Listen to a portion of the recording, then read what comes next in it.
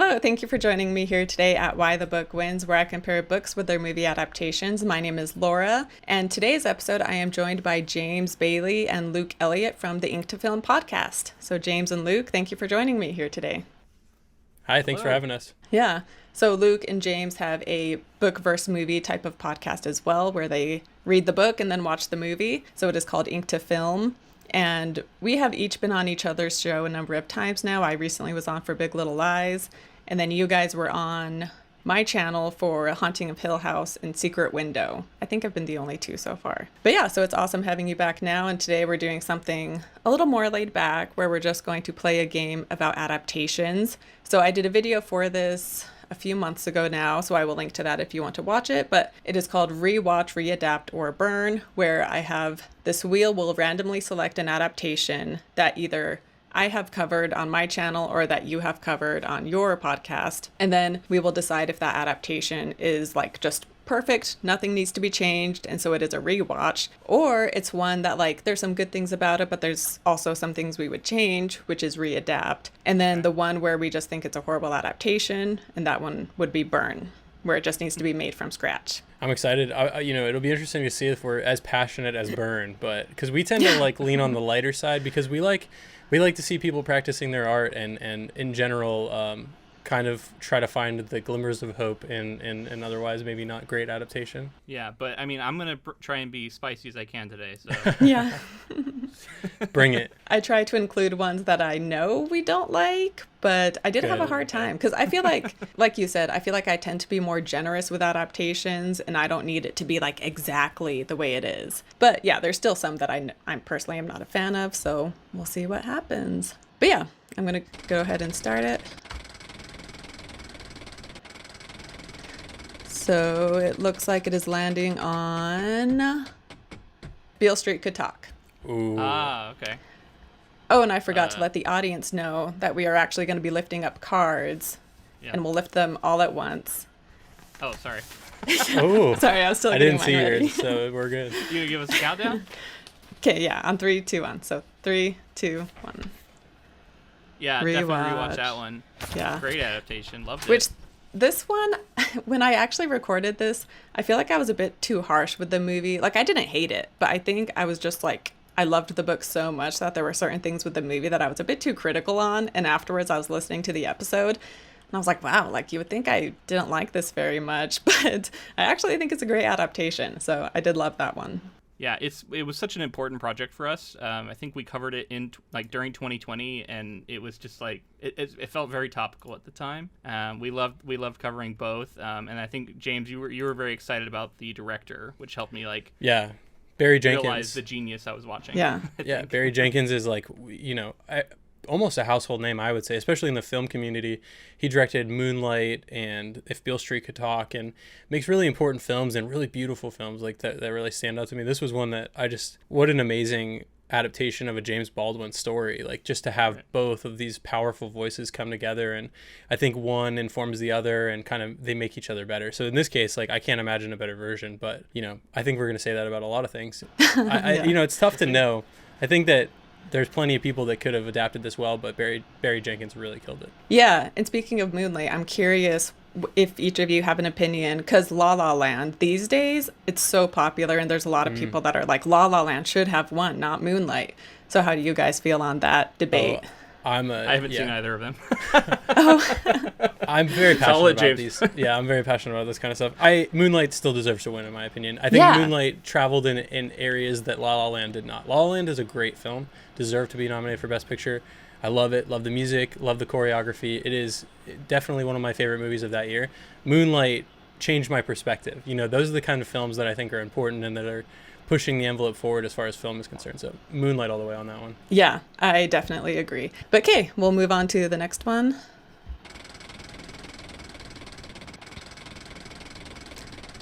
And we have, it looks like After Yang is this pick. Oh, After Yang. Okay. I feel like I'm giving away my answers by my face. I gotta get a good poker face going. Yeah. Man, this is a tough one. I'm actually not entirely sure. But okay, you guys are ready? 3, Ready. 2, 1. So I have listened to your episode, and so I know that you guys both really liked it. But I thought it was fine. I'm trying to remember it back because the story is a short story, so it didn't have too much to work with to begin with. But I think I'm kind of in the group where, I don't know, maybe I wanted something more, and maybe it just had a hard time holding my attention too. So there's that. I think the performances were good. I remember that movie being very slow. I was a little more critical of it on our episode. I think James is a little more, enamored with it. But I said rewatch because it felt like the kind of movie that I might get more from on another viewing, honestly. So I just want to rewatch it. That's a good point. Yeah. There's a lot of depth to it for sure. Mm-hmm. Yeah, based on a short story, I thought Kaganada, who directed it, interesting figure in general. I think doing a lot reminds me of the same ilk of like a Barry Jenkins, pushing the form forward, doing a lot of interesting things. This film was so contemplative and so internal, and there's so much to interpret what's going on. Like you said, Luke, maybe best to rewatch it just because it's so rich. But I love this movie. I thought that it did a lot of interesting things. It's a sci-fi story that kind of doesn't get super genre-y with it. It kind of stays very grounded, and I don't know, I found it to be this like near future, kind of dystopian, but at the same time there's still this like core family values. It was almost utopian like with some dystopian elements, right? Yeah. But it was like such a sad somber movie, yet they were kind of in a utopia. But I love that it really highlighted questions of race in a way that I felt like were in the short story, but really came to the fore in the film. Yeah, and just beautiful. I mean, just like so many screenshots from that are just paintings, in my opinion. That's true. Specifically, like Chinese American identity, I should say. I feel like I need to rewatch that one because I'm remembering back on it, and I know I wasn't crazy about it. But as I'm talking about it, I don't remember, aside from it just being kind of slow at times, I'm having a hard time remembering what else my critiques were. It seems like the movie delves more into like being human, right? Because he's a clone, and him trying to figure out himself and showing he's more human than other people see him as being. Totally. I loved it because I think we talked about like some Blade Runner in there too, right, Luke? Like what does it mean to be human? Yeah. Yeah. We tend to when those questions arise. Yeah. Yeah, I think he was artificial. He was like an android. Okay. That's right, yeah. Yang was, but I think there were clones in the movie. That's true, because he befriends a clone. Yeah. Moving on to the next one. For the viewer, we can't see the wheel right now, so the anticipation is just... I know, we just have to wait for Laura to tell us. Oh, okay, so the next one is Hitchhiker's Guide to the Galaxy. Oh, okay. Okay, 3, 2, 1. Oh! So I would say... First off, I'm saying burn, but then after you burn it, you then readapt it. I did not like that adaptation at all. Yeah. So I do want to burn it, but then I want to readapt it. What would you say is your biggest issue with the movie? Oh, I will try and remember. It felt like a lot of the jokes didn't land. I remember there was some significant changes made to the plot that I didn't agree with. Gosh, it's been a little while. James, help me out. Yeah. I mean, I know I was higher on it than you were. I'd seen the movie quite a few times before. I like Douglas Adams' work so much. That source material is so rich, so I understand where you're coming from. But I don't go burn. I go readapt. And I think it's because I do like Martin Freeman. And, the tone of Hitchhiker's Guide to the Galaxy kind of reminds me of something we're covering or just have finished covering, which is Good Omens. That sort of British, got a little bit of campiness, but it's clever and it's funny. There's a really good cast. I think even Alan Rickman is a part of the cast. Oh, he's the voice. Yeah. It's a really fun movie. I don't think I do say readapt because I think there's a better version that exists. I think we can get a better version. So that's where I'm at. I remember I did love Sam Rockwell as Zagog. Totally. He was good. Love Rockwell. I think it was a lot of the messaging behind it and a lot of the profundity that was in the book, even as you were getting something that was so ridiculous. I felt like a lot of the messaging at the end of the movie, if I remember correctly, it shifted and didn't feel nearly as profound. And I just found it fundamentally less interesting, a version of the story. And we also have the added romance, which wasn't in the book, between Martin Freeman and Zoe Deschanel. Yeah, and the Martin Freeman character, just the way that romance worked, it's just what? Why would she even want to be with him? Yeah. Yeah, the focus of it was all wrong. Yeah, agreed. But you said would you say rewatch? I said readapt. So yeah, like you Okay. said, some of the jokes I was just kind of like, I don't find it funny. And Yeah. then like the John Malkovich character, like yeah, they made a lot Oh, of yeah. changes to the Completely plot where added. it's like where is this even coming from? Which again, I'm not always opposed to them making changes, but I just didn't Same. love the changes they made. I want my changes to like enhance what is already there, and to me, those distracted. And a lot of it comes down to how much I loved the book, and you know, when you love a book that deeply, you're always going to want something truly great from the Yeah. adaptation, and this one just missed the mark for me. Yeah. And I just had to be spicy with the burn. I've been wanting to flash. So. Okay, starting the wheel again. It's looking like John Carter. How many years ago did you guys cover this one? Because this is an older one. Start for of you. 2020, so 3 years ago. January of 2020, yeah. 2020. So I remember Okay. it was right before the pandemic. Oh, yeah. Okay, 3, 2, 1. Oh! I'm taking a leaf out of Luke's book, and I'm being a little spicy here. Yeah. Yeah. So I know a lot of people really dislike this movie, and it also did horrible, which partly because of the name. They named it John Carter, which Yeah. they should have included like John Carter of Mars or something. And also in the trailer, they don't mention that it's based on a book by Edgar Rice Burroughs, and he's like a pretty popular author, so I feel like they should have done that too. But yeah, even though this one is different than the book in some ways, or maybe in more than just some ways, but also the main actor, Emil Hirsch, there's some lines where the way he delivers it is kind of like not great. But having said all of that, this was one where I really enjoyed the movie, actually. So I enjoyed the book too. And then even though the movie, maybe also because I know people hate on it so much, so maybe I went into it expecting less. And so then I was like, hey, like I had a fun time with it. And I thought the CGI was good. But yeah, so what are your burn reasons? I am doing it to be a little sarcastic. I like it more than Burn would have you believe. I remember I talked in our coverage, like I was working in a movie theater when this movie came out, and I was actually telling people to go out and see it because I thought it was doing poorly in comparison to what I thought it deserved. And like you said, kind of the marketing was done incorrectly, and it was weird. There were, some associations with like Avatar, like James Cameron's Avatar, because of the blue people and things like that. Yeah. I think it gets a bad rap. I absolutely think there's a better version of this that could exist if we readapt it. Just in general, I'm going to say Burn because it is kind of known as notoriously one of like the worst bombs of all time. So I was like, you know what, just for everybody's sake, let's burn it and let's readapt. let's Phoenix from the ashes here. Yeah. I mean, I agree that the movie wasn't as bad as its reputation is. But the reason I said Burn is I just feel like that particular novel doesn't really need to be adapted again. Otherwise, I would have chosen readapt. Like, I think we have a lot more like newer stories that are going to be more applicable to today's audience, more interesting to today's audience. It's a cool little piece of sci-fi history to go back and read that book.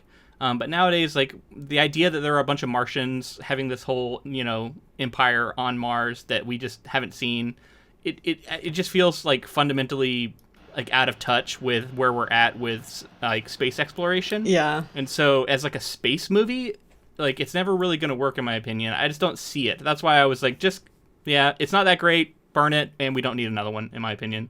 Not saying it couldn't work. Anything could work, but I think there's better things to adapt. Edgar Rice Burroughs fans are in shambles right now, Luke. They're upset at No, you. but like the book is cool, and the book Yeah. is a cool piece of science fiction history. Go read the book. It's the movie that I'm like, it's okay, and then like I just don't know that we need more adaptations of that particular Edgar Rice Burroughs novel. Maybe there's another one. I don't know. Let me know. Yeah, well, and it was interesting too because I read the first book and then I watched the movie. And then I read the following two books, and the movie kind of takes things from the next two books and kind of mixes it in, John Carter. So that was interesting too. Do you think that those are worth checking out, those later novels? The second one was my least favorite, but then the third one I enjoyed well enough. I remember it was hard to root for this Confederate soldier at the time. Well, for me. I'm trying to remember. He was like in Arizona though or something, but I guess he was Confederate because they were from Virginia. So yeah, there's that too. Yeah. And yeah, the second book, one of the issues I have with it is he meets these new people from like the River Is or whatever, I forget what they're called. but they all have black skin, and the way Edgar Rice Burroughs talks about them is kind of like a little boy. cringy Yeah. at times. So yeah.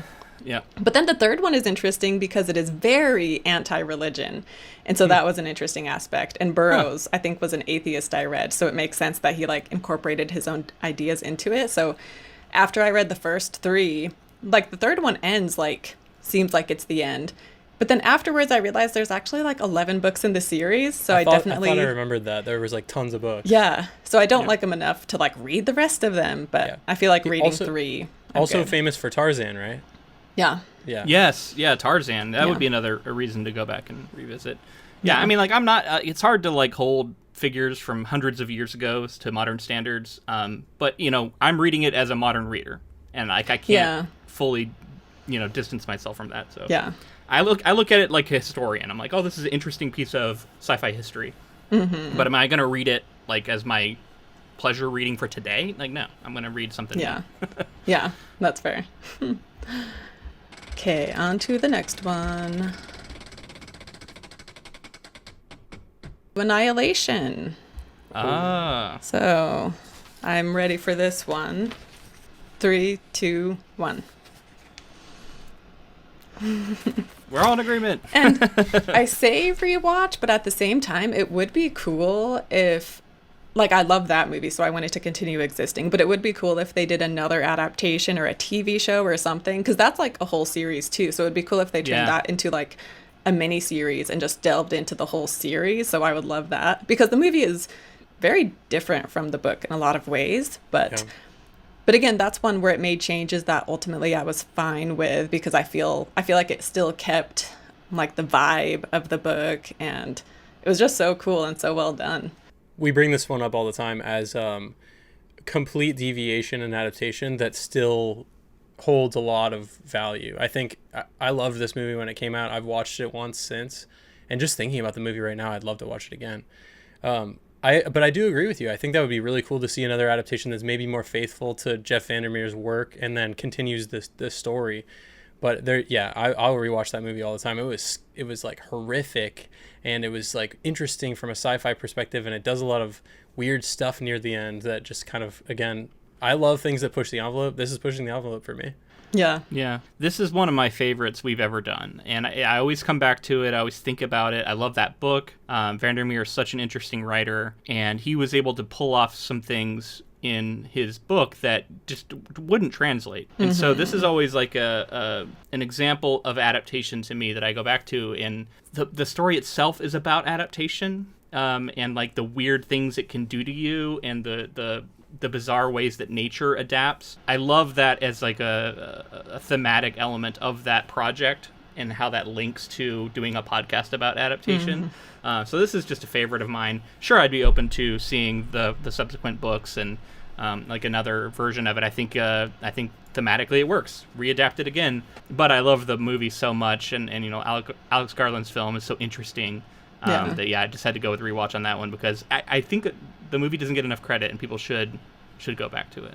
Yeah, definitely. And he's actually adding a fourth book to like the Southern Reach series, so there'll be a fourth one at some point. Yeah, so I'm excited for that. He'll do a lot of like joking on his Twitter, where he'll say like, "Oh, check out this scene from the fourth novel," and then you click on it, and it's like a Rickroll or something, so, of some kind. Maybe it's not a Rickroll, but it's some sort of joke that he'll do. So yeah, I never knew if that was like actually happening or not. Yeah. Okay, on to the next, and we have The Hobbit. So this is one I joined you guys on for last year. I was on for the third movie, so I will link to that if people want to go check that out. But yeah, so this is just for The Hobbit as a whole. As a whole. Yeah. But we're talking just the adaptations. We're talking, Right. the Peter Yeah. Jackson, Yeah. Peter Jackson. But like films. all three movies just kind of together. Your Sure. thoughts Gotcha. on them. Yeah. 3, 2, 1. I was gonna put Burn, but also readapt. Burn, but also readapt.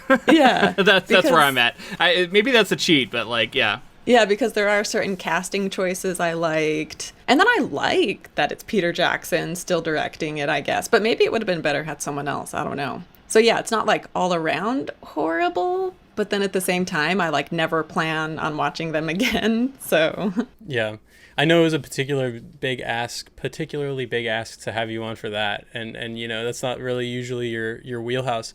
And we appreciate you coming on for that episode. Actually, it's a really fun episode. But yeah, it's really unfortunate. We went a lot in our episode, in our coverage of all three of these Peter Jackson Hobbit films. We went through and talked about sort of why this happened and what the process was. And Guillermo del Toro was attached for a very long time. And I really badly wish that we had gotten there was 2 films planned by Guillermo del Toro, and he has such strong vision. I just know he would have done really, really good by it. And then I guess some stuff happened with the producers. He ends up leaving, and in the 11th hour, Peter Jackson steps back in. And I think Peter Jackson, as I said in our coverage, did better with it than maybe most other people could have done. But at the same time, he padded and added like the most you could possibly add to this stuff. So I think it's unfortunate that those are the versions of those films that we got, because when the trailers were coming out, and even that first film, I had some hope that they could kind of right the ship and end up with a good sequel or possible trilogy of films. But ultimately what we got is kind of a mess, and it doesn't taint the Lord of the Rings in any way for me, but it does. They're still attached, and they have a lot of the same actors working in them. So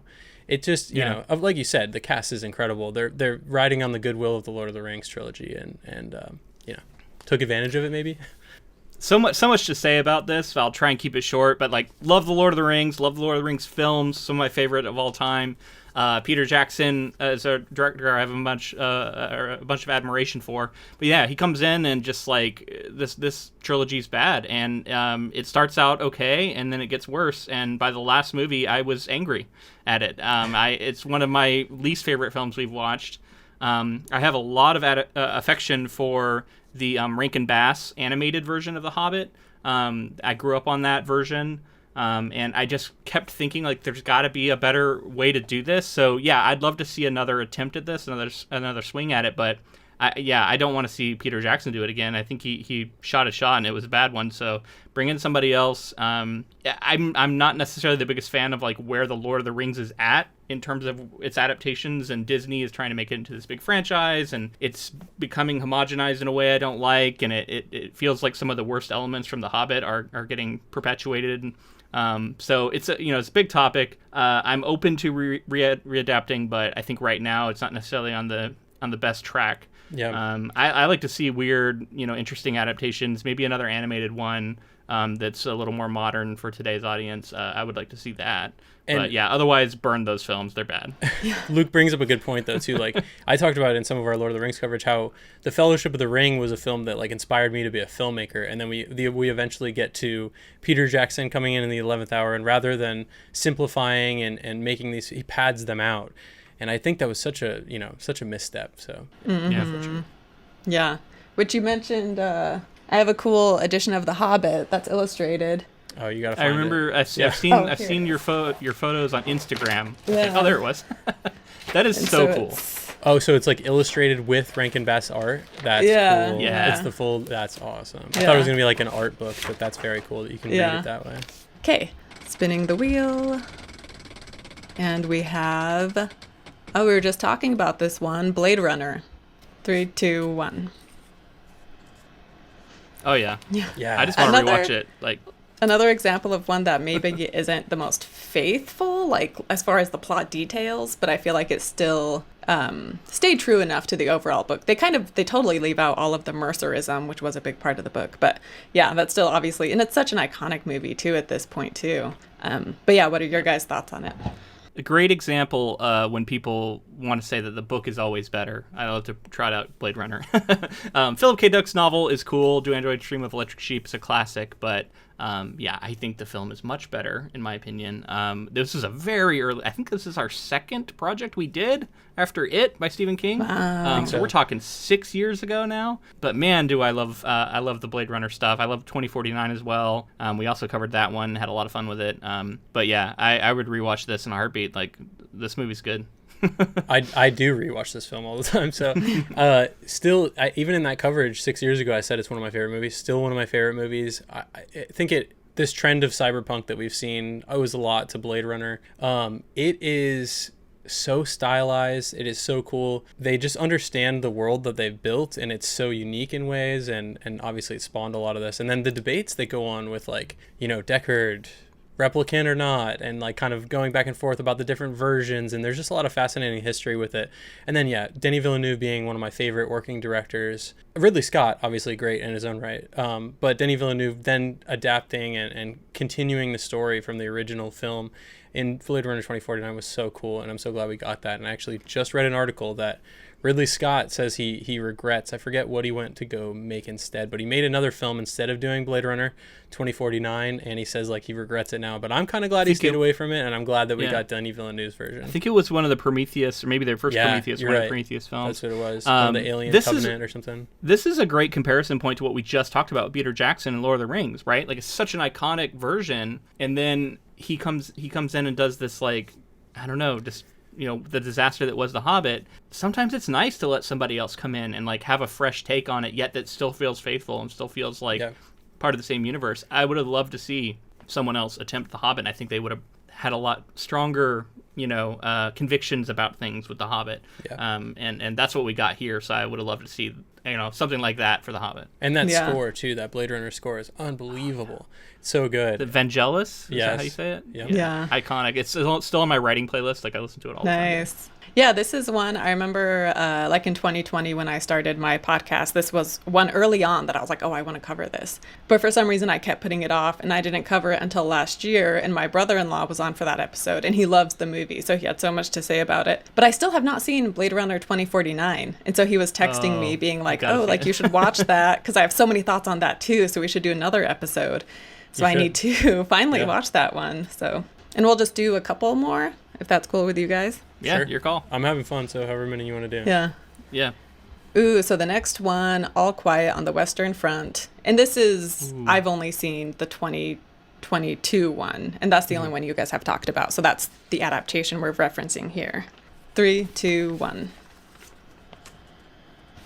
Yeah.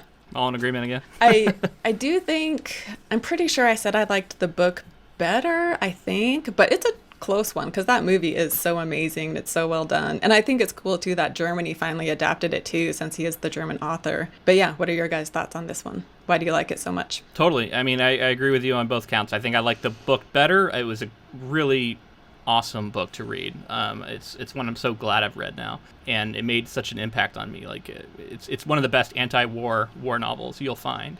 And I think a lot of war novels that I've loved that have come since that have that anti-war stance, like The Things They Carried, it's one I mentioned on the episode, I think owe a lot to this book. Love that book, Remarque's book.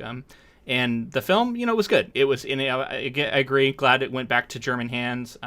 You know, really interesting. I didn't agree with every decision that was made. I felt like it was a little bit dramatized to make it into an exciting film in a way that I understand why they did it, but didn't necessarily need it for me. Mm-hmm. But yeah, I thought it was very good, and I wouldn't change it. Like, that sequence with the flamethrowers will stick with me. Yeah.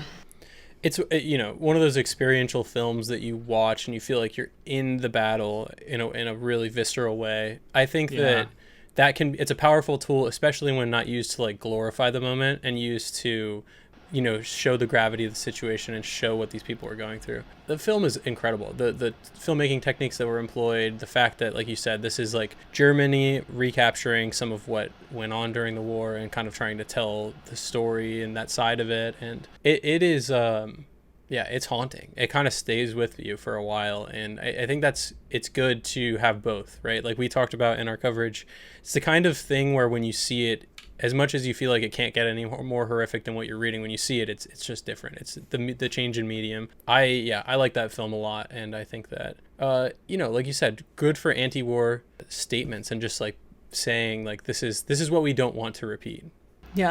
Yeah, and I think you guys mentioned this in yours, but I had my brother on for this episode, and I remember him talking about how the guy in charge of the German army, how the movie kind of took the easy route by being like, oh, like this guy is so evil.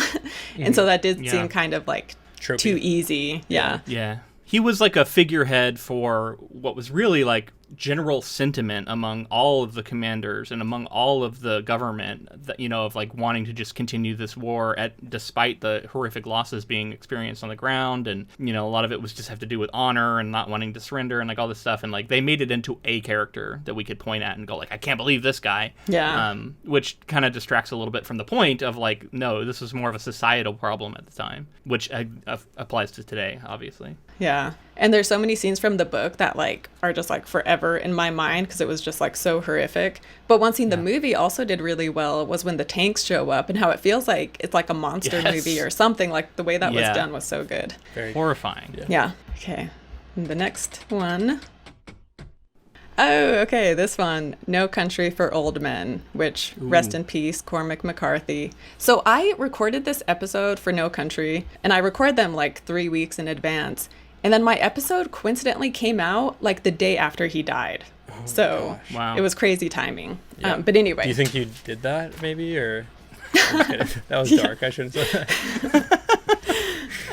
3, 2, 1. Yeah, such an incredible adaptation. Cormac McCarthy's work is, and now that we just covered The Road, and he is such a legendary figure in my mind now in terms of, and I've heard so many authors that I love, Stephen King being one of them, talking about the fact that he's like the greatest American author of his time and everything like that. His material is so difficult to adapt. Because it's so much his voice. And I think the Coens did the right thing in deviating and being like, we got to, it's Cormac's work, no question. And we're going to stay true to that as much as we can, but also we're going to make a Coen Brothers film. There's a reason why this was in contention for like one of the greatest movies of that year. And honestly, I think of that decade. The performances that Anton Chigurh, I think is the name of the character. Who is that? Javier Bardem, I think. He is so good in that role. He's like career-defining role for him, and so intimidating, so scary. And then Josh Brolin being the foil to him, and the way that they're kind of up against one another. And then the Coen brothers they understand stylistic filmmaking and putting anxiety in scenes that in ways that you wouldn't expect, whether that's camera placement or just the reaction shots that they're giving, because they're famous for their reaction shots. Fantastic film. I would rewatch this once a week if pressed. Yeah.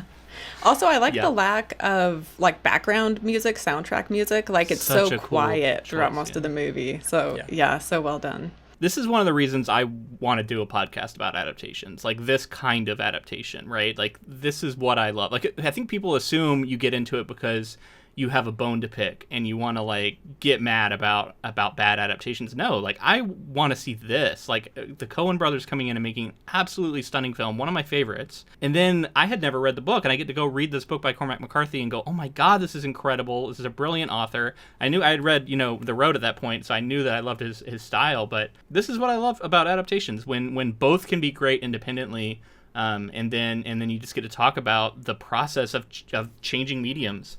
And I think as an author, like this is what you would love to see. Like I'm okay with it not necessarily being the most faithful. I would be fine with that if what is being produced is just quality. And this is like the perfect example of that to me. Yeah, and we'll do one last one. Okay. Let's see what we end on. So we have the 1930s version of Frankenstein. Okay. So yeah, this is an interesting one. Which this one has been readapted, obviously. There's multiple versions, but 3, 2, 1. Yeah. I almost did rewatch too. Obviously, it's a classic that is worth rewatching, and it has been readapted. But I was just thinking about how I've heard about Guillermo del Toro wanting to do a version of Frankenstein. So I was like, yeah, let's see that. So Very that's why true. Yeah, that'd be cool. I'm in the same boat. I mean, it's a classic for a reason. It stands tall as one of the universal horror films from that era. It, redefined horror. It changed it forever. And I think Mary Shelley, also did the same thing with the literature, like when she first wrote the book. So she defined a genre of sci-fi and horror in this way. So I don't want it to be changed. I want to be able to rewatch it and revisit and kind of, live in that film history. Yeah. Agreed. Yeah. Maybe I should have said rewatch for that reason. I was just excited about the new version that I've heard about. maybe happening. Yeah, and of course Boris Karloff is iconic, but I also really like the guy who plays Victor Frankenstein too. And he, he's the one who has the famous line too that is, gone He's down the history of that. alive! Yeah. Did you guys watch the second one, The Bride of Frankenstein? No, No, not yet. I haven't. Not for the podcast. Yeah. Which I heard there's going to be another Bride of Frankenstein adaptation. I recently heard about. It was Really? announced. Yeah, or film. I don't. Is it an adaptation of a book? Like, I guess I don't really know. Bride of Frankenstein is kind of because in the book Frankenstein, he wants to make a bride for Frankenstein. Right, so they're right. basically just continuing with the book. And there's Extrapolating scenes from from that. the book that they put in the second movie that weren't in the first. And yeah, both of those movies are only like an hour long or something too. Yeah. Yeah, I love covering that one. It's such an awesome, like, fundamental, foundational project in both the book and the movie in their own ways, like in as far as like the mediums that they came out in, right? So very cool one. Definitely recommend those episodes for all of our shows. Very cool. Yeah, and for your Frankenstein episode, the woman you had on, I forget Rachel what her job was, Jones. but she worked with like cadavers and things. So that was really Yeah. interesting to hear her talk about that. She's a great writer too, and so it was very cool to have her on to talk about that. Yeah, a lot of fun. Mm-hmm. Yeah, and I remember you guys getting into, I think you talked about how people speculated that Mary Shelley didn't actually write that book at the time because she was a woman, and they were like, oh, it must have been her husband. Sexism. Yeah, well, she was with, very famous Percy Shelley, right? And so married to a very famous author at the time. So there was speculation like, oh, maybe Percy Shelley actually wrote it, but yeah, it was just sexism. Because, yeah, Mary Shelley was absolutely brilliant and, proved time and again to be brilliant. Yeah. Which the audio on my end started being weird. But anyway, I guess that wraps it up for our adaptation games, which, I remember when I did this, just on my own. It's just so fun. You feel like you could just keep going forever to talk about these. Yeah, I'm, sad it's over, but, that was super fun. Maybe Definitely. we left some room for a round 2 or something at some point. This was really fun. Yeah, I'm glad you guys enjoyed this. So thank you again for coming on the show. And do you want to let people know, I know you have a YouTube channel, you have a podcast. Yeah, we have a YouTube channel, which you should go check out. We're doing full video episodes now. We just started doing that last month, so it's kind of a new thing for us. Laura's episode, actually. She inspired us. Yeah, Laura inspired us. Yeah, so if you want to see Laura on our last Big Little Lies episode, she was a guest, and that was a lot of fun. And then we did Good Omens recently on the road, all full video.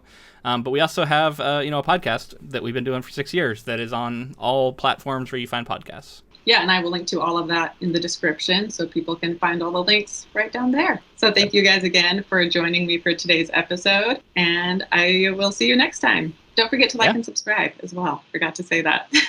Don't forget. Yes. Yeah, thanks for having us. And Thanks, we'll Laura. see you next time.